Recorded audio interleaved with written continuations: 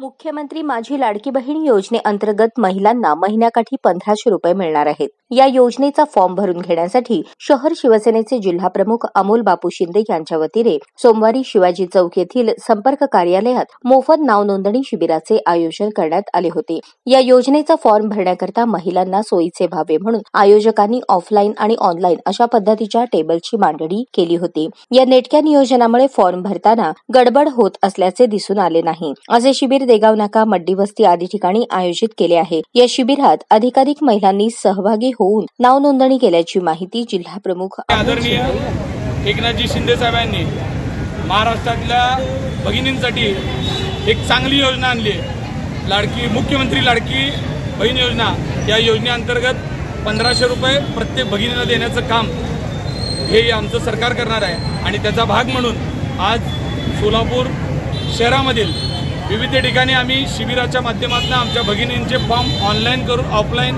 या दोन्ही पद्धतीनं भरून देण्याचं काम करत आहे।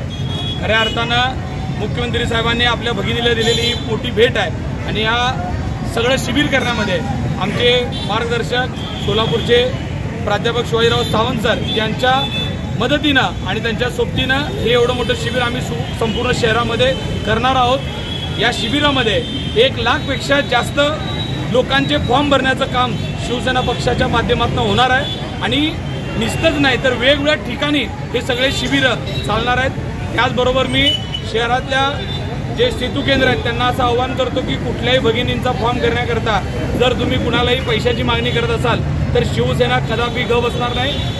मुख्यमंत्री साहेबांनी प्रांजळ मताने ही योजना बहिणींसाठी दिलेली आहे। त्याच पद्धतीनं ही योजना फुकट आमच्या बहिणीपर्यंत पोहोचली पाहिजे, त्यासाठी शिवसेना पक्ष काम तर करणारच आहे। पण असे लोक जर कोण पैसे घेऊन आमच्या बहिणींची पिळवणूक करण्याचं काम करत असतील तर त्यांच्यावर सुद्धा कारवाई करणार आहे।